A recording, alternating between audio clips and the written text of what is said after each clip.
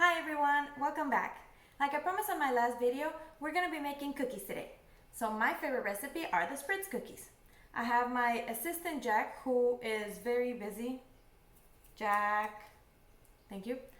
I have my assistant Jack who will be supervising today, and I have my ingredients ready.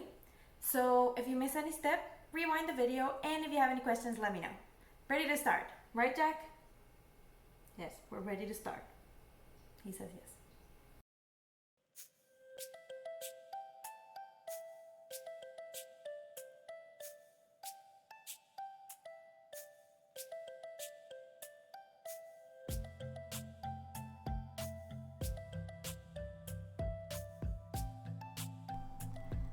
Our first step is to place the butter in our bowl. So it is 1.5 cups of butter. So that means that it's going to be 3 bars. In my case, I couldn't find bars, so I have the half bars package. So let's place our softened butter or room temperature butter in our mixing bowl.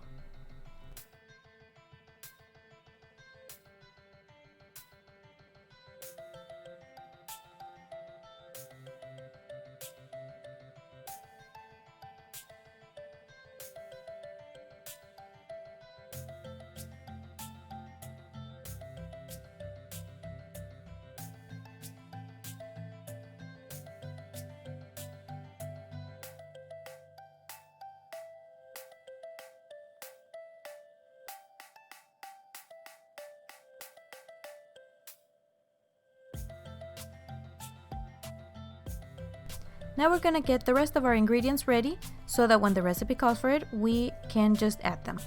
We're gonna start with the 1 cup of granulated sugar.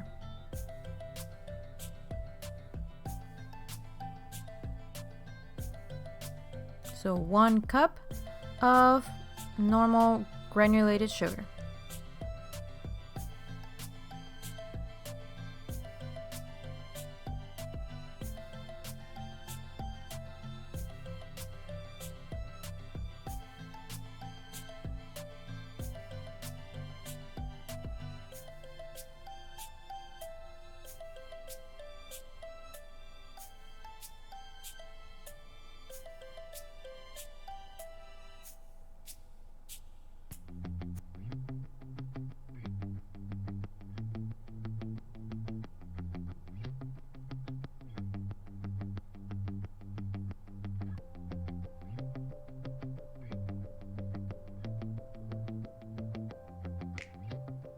Next is our baking powder.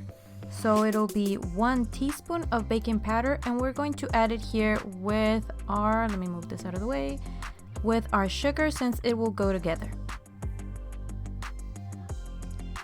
So we get our measuring teaspoons. We look for the 1 teaspoon. There it is, 1 teaspoon. And we're going to be taking our baking powder and putting it with the sugar.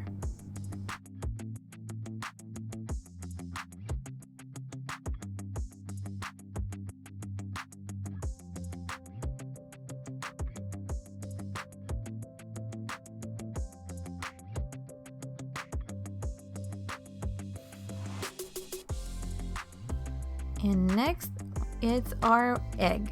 So as always, I'm gonna open the egg and clean the shells.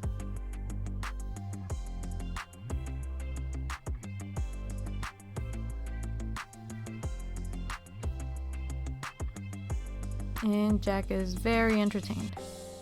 Jack, do you want to smell egg? Yep, this is egg. Seems he likes it. Let me wash my hand for just a second. And our next things are going to be the vanilla and the almond extract. Here they are. So I'm going to get my measuring little glass shot looking thingy. And we're going to be measuring 1 teaspoon of vanilla and 1/4 teaspoon of almond extract. So let's start with the vanilla. Vanilla. Teaspoons. Okay, here it is. Teaspoons. So we're gonna measure 1 teaspoon. Yep, that's the cap of the vanilla.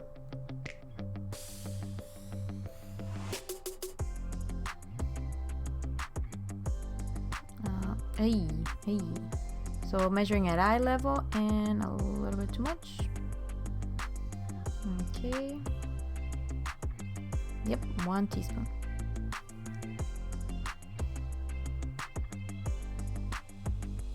And now we're going to be adding the almond extract as well. Jack is very interested in the vanilla.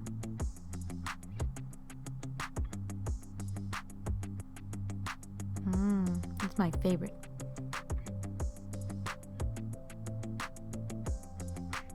So for the almond extract, it's going to be 1/4 teaspoon. So we're gonna borrow here my little teaspoons and measuring 1/4 teaspoon, and we're gonna put it with the vanilla. The almond extract is optional. If you don't want to use it, that's fine, but it definitely adds a little extra to the recipe.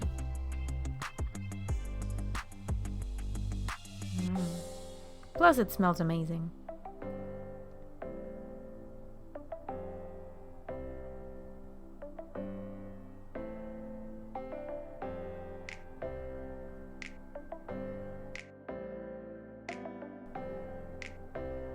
Do you want to smell, Jack? Whoop, doesn't smell amazing to him. He is so dramatic. Our next ingredient will be the flour.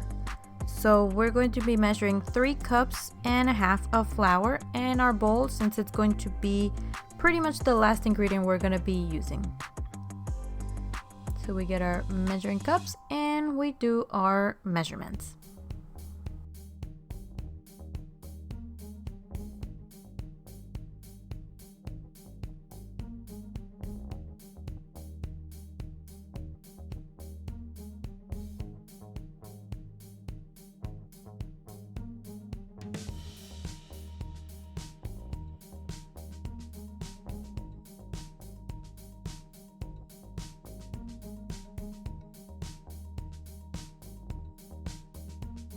So here we have it, our flour and last ingredient.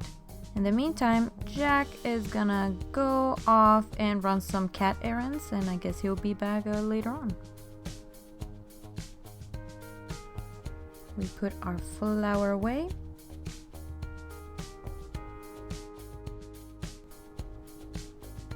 So here we have all our ingredients ready. Our sugar, baking powder, our butter, our egg, vanilla and almond extract, and our flour, all ready. So let's move this stuff out of the way, and we're going to start by turning on our mixer, and we're going to be mixing our room temperature butter for about 30 seconds on medium to high speed.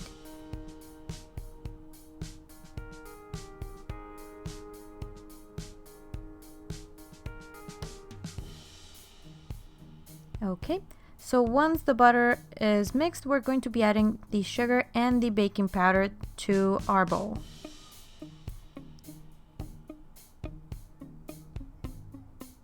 We're going to beat until it's combined, and we're going to be scraping the bowl occasionally, so I'm going to be stopping my mixer every now and then, and with my scraper I'm going to make sure that the butter and the sugar mix as well. So I get my silicone spatula or scraper ready, and remember that when you have a stand-up mixer, you always have to stop it before you put stuff in to clean the bowl, because you don't want to ruin the engine or motor.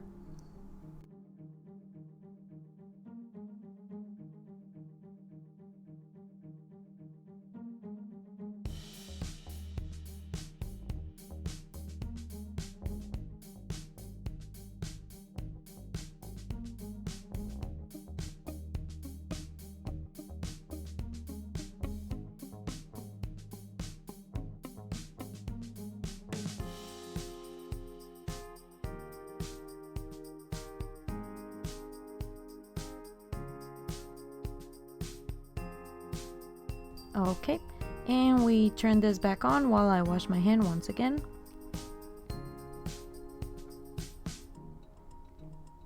And now we're going to get ready to put the egg, the vanilla, and the almond extract in. So let's make sure this mixes even and get ready.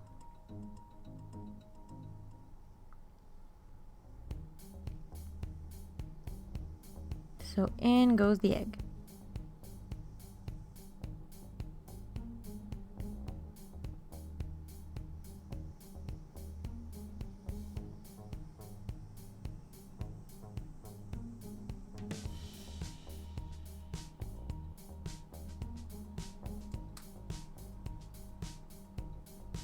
And the vanilla and the almond extract.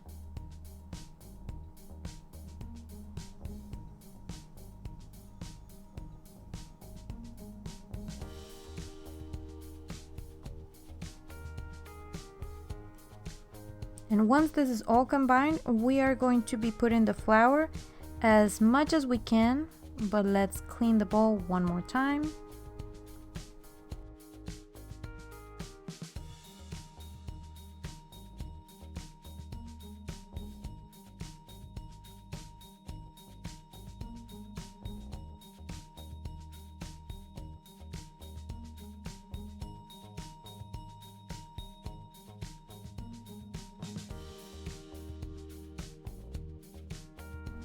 So now we're ready to put in the flour. We're going to be putting as much as we can in before forcing the motor. So whatever is left, we can just do it manually. And today, instead of using a spoon, I decided that I want to smack a bowl. So this is gonna be me smacking the bowl to have the flour in my mixer.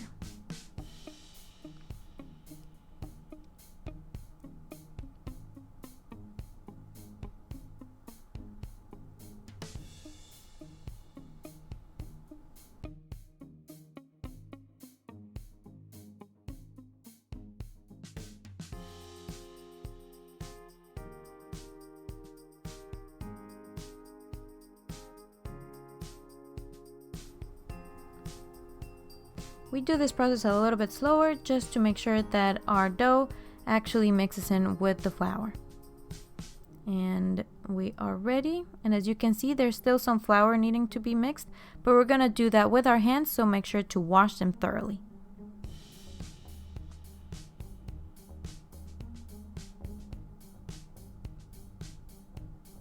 Once our hands are extremely washed, we're ready to actually put the work on our dough.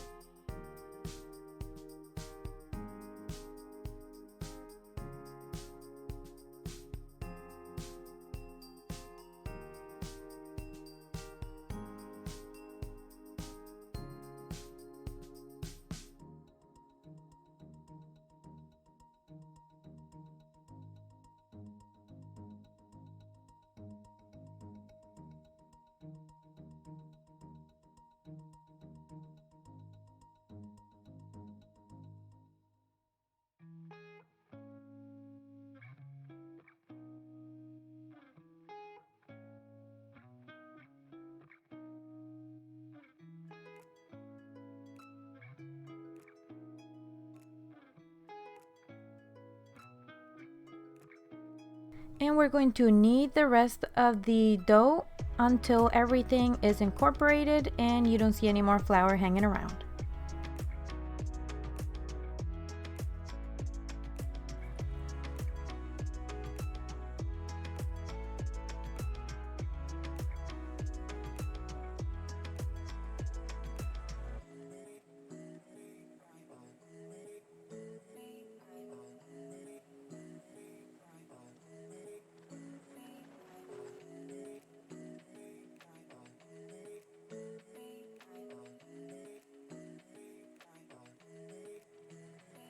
So as you see, now we have the dough all complete, very even, and we're ready to move to our next step.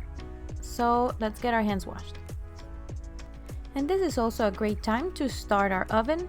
So we're going to bake at 375 degrees Fahrenheit.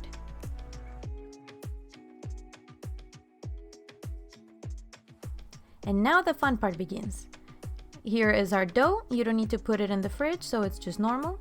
Here is the normal type of cookie press that you'll find in most supermarkets or stores. You just press it and it should be pushing down the dough over here. This is the vintage cookie press. My mom gave it to me. That's the one that she used for a long time. And you just place the dough here and you would screw or unscrew the top so that it will start pushing the dough on the cookie sheet. So I'm familiar with this one since I've worked with it since forever, just like my mom. But we're going to be testing both with the dough. So I'm going to start with this one first.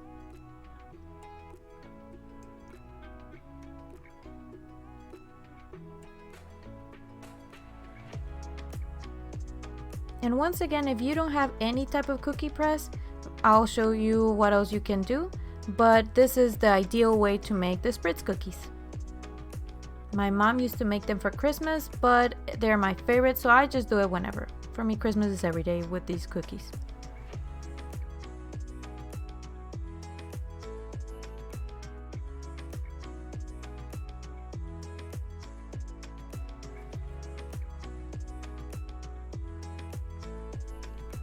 So here is my first cookie press ready, and now I'm gonna get the other one. I'm gonna place this one in this cookie sheet and the other one on the other cookie sheet. These are ungreased and you don't need really a lining if you want. These cookies don't stick. So let me put the dough on the new one, and this one is a little bit thinner, so let's get some dough in there. And I've never used this one, so I'm going to see how it works and see if I like it as well.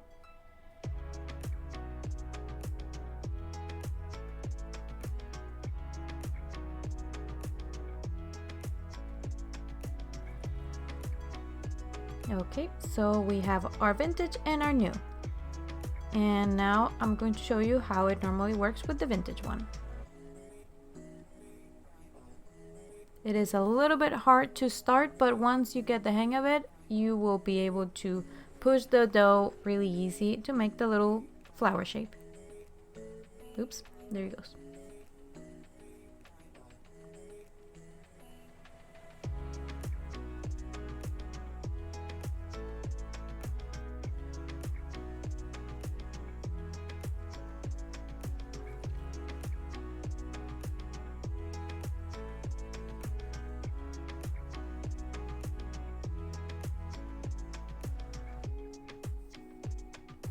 Very good. So we get our first cookie sheet with our vintage cookie press.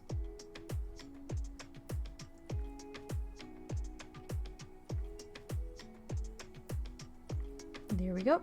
And now we're going to test the new type of cookie press and see how that one makes the cookies.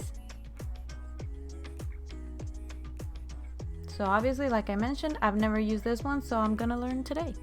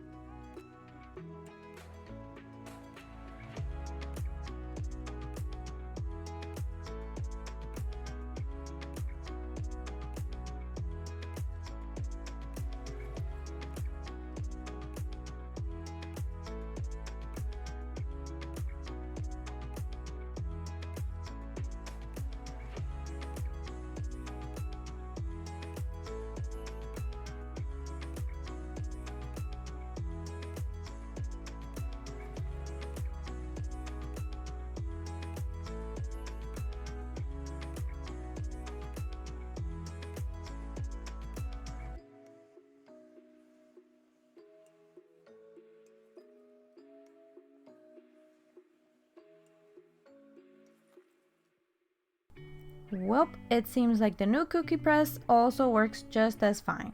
They all have different little shapes, and I chose this one just to make sure that it's different from my normal flowers, but it seems like everything is fine.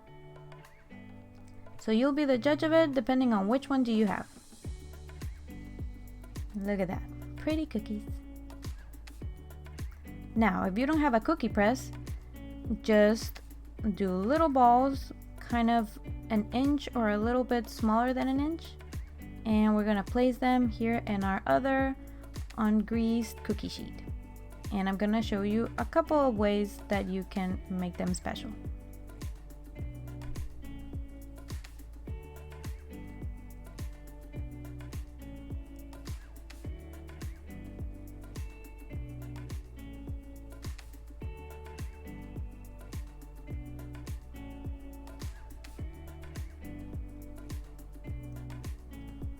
So the first way and the most generic one is using a fork. We're going to flatten them out and create a little crisscross or square pattern on our pretty cookies.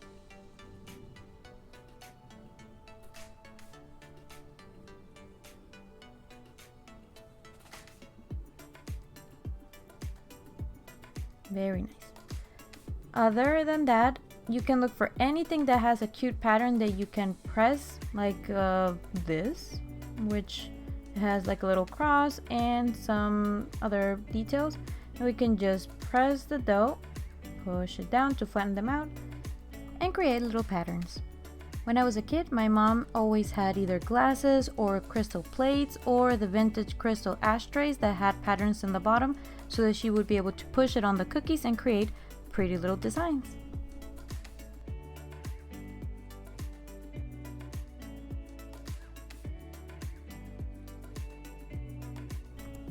Another way we can decorate our cookies is with my little flower here, and just put raisins in the middle.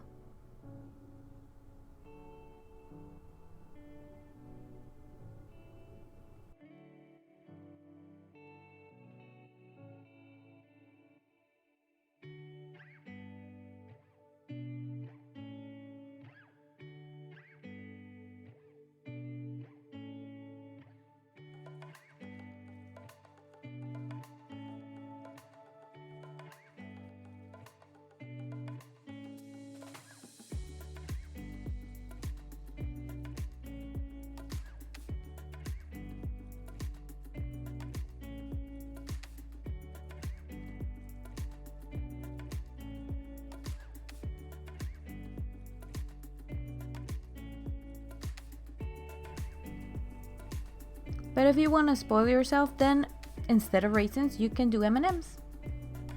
Just get creative. Almonds or nuts or chocolate kisses. Just be creative and see how it goes.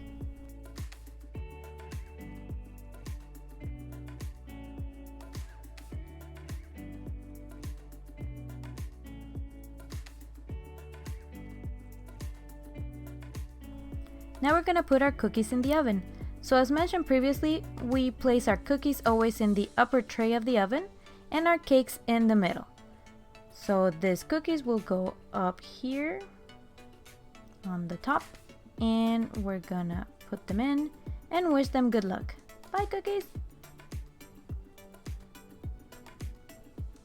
We're going to bake the cookies for about 8 minutes or until they look golden.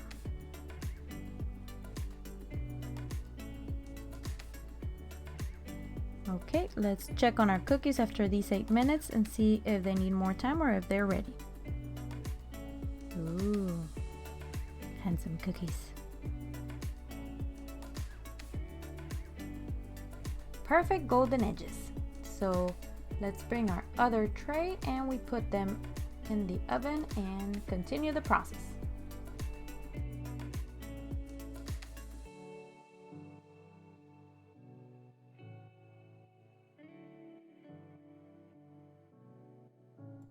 Now we bring our cookies to a wire rack to cool. So let's get these here, and they'll be a little softer when they're warm.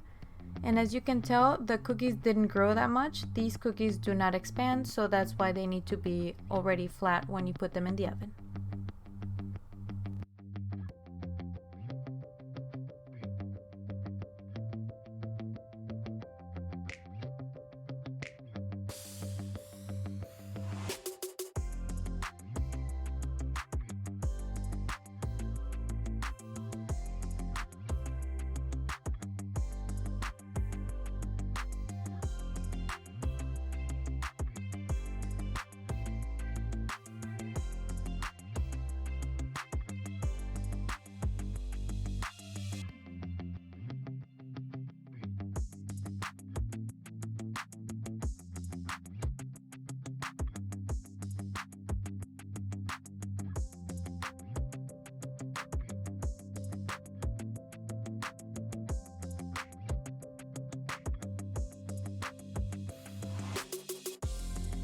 And here you have them, all beautiful cookies with all different decorations, flowers, circles, little weird line squares.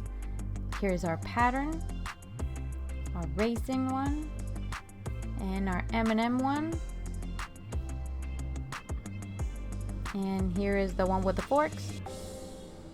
And all of them ready to eat. I hope that you guys like them. They're my favorite, and see you on our next video. Say bye, Jack. Don't eat my cookies.